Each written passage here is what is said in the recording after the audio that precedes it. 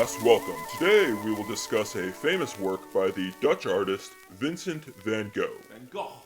It's pronounced Van Gogh. Okay, not quite sure how correctly you pronounce that, but I do think I will stick with what's generally accepted here in America, Van Gogh. Okay, if you insist. Van Gogh's L'Arlésienne, Madame Joseph Michel Ginoux. I want Starry Night. Well, first of all, I do love yellow. Great, we'll talk about the composition and color. Yes, I would love to hear your thoughts. Love. Oh, welcome, Van Gogh. Is it okay that I call you Van Gogh? Indeed. Thank you. Glad you can make it. Didn't have much else going on, did I? I suppose not. Not too familiar with your schedule and the afterlife. You know, I studied to become a pastor. I should know a thing or two about that. Oh, you studied to become a pastor, and did that not work out? Failed the university entrance exam in Amsterdam. Then? Failed a separate missionary school in Brussels. So you turned to painting. Not quite. I landed a separate missions post in Belgium. After failing the school. Listen, there are unfortunately some similarities between us Protestants and the Catholics, namely low standards for leadership. Can we hurry this up? Yeah, it's almost tablet time. Yes, sorry. Back to the painting. As one of Van Gogh's, say, top 20 works, this piece is a striking portrait of Marie Ginoux, wife of a cafe owner in Arles. Sweet Marie. Loved her dearly. Painted in 1888 to 1889 during Van Gogh's time in Arles, this work reflects... Yeah, my evolving style as an artist. Indeed, characterized by bold colors, expressive brushwork, and a deep psychological intensity. I'd love to take credit for all that, but the psychological intensity was all Madame Ginoux. You bet it was. I was running a cafe, managing boarders, posing for... Madame Ginoux. Bonjour, madame. Sorry, I didn't mean to interrupt. Carry on. Let's actually switch gears here and start our analysis by focusing on composition and color. I see. I showed up just in time for the boring stuff. This painting features Madame here, seated at a table with her head resting on her hand, conveying an air of contemplation. The composition is simple, yet powerful. With a close-up framing that draws attention to her face and posture. Van Gogh's characteristic use of color is evident. Her dark clothing contrasts sharply against the vivid yellow-green background. A choice that amplifies emotional depth and intensity. Thank you. The expressive brushwork in the background and table creates a sense of movement. A hallmark of my later works.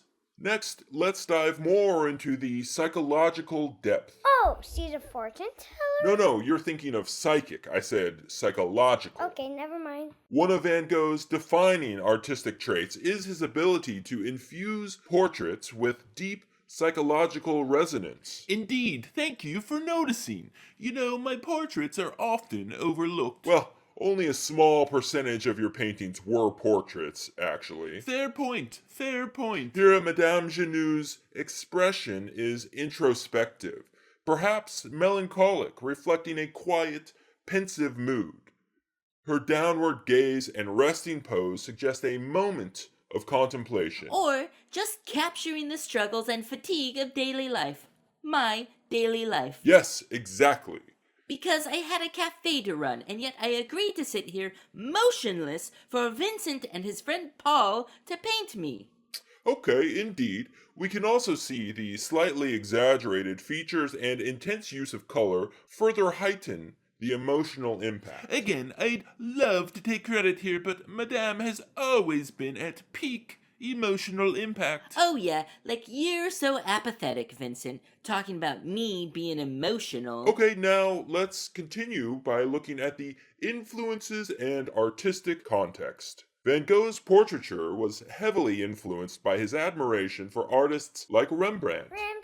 Which? Rembrandt? I think that I believe there is only like one Rembrandt? My Dutch brother, Rembrandt. Rembrandt Harmenzoon van Rijn. The Dutch pronunciations can be tricky, eh? Ah, yes, that is the one. And also influenced by his engagement with Japanese prints. Indeed, I love the bold color contrasts and flattened perspectives. Love, I don't use that word lightly, you know. Additionally, this portrait connects to his broader series depicting women from Arles in various styles and emotional tones. Women from Arles? Ha! It was mostly just me. The influence of my good friend Paul Gauguin is also visible in the simplified form and symbolic use of color. Yes, let's dig a bit deeper into the context of this series with a comparison to other versions. Yes, let's. Oui. I don't think that's in the script. Interestingly, there are multiple versions of L'Arlésienne, with one even painted as previously inferred by Paul Gauguin. Love him! In this version we're studying, In the permanent collection at the Met Museum in New York. Knew it.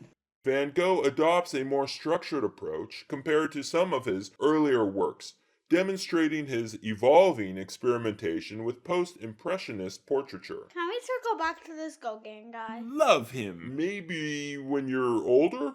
In conclusion, Van Gogh's L'Arlésienne, Madame Joseph Michel Ginoux, is more than a portrait. It is a study of emotion, color, and psychological depth. Thank you. The interplay of expressive brushwork, vibrant colors, and the sitter's melancholic demeanor makes this work a quintessential example of Van Gogh's genius in capturing human emotion through art. So, Madame, what are you getting into this weekend, huh? I was thinking maybe you and I could meet up for, a drink. I have plans already.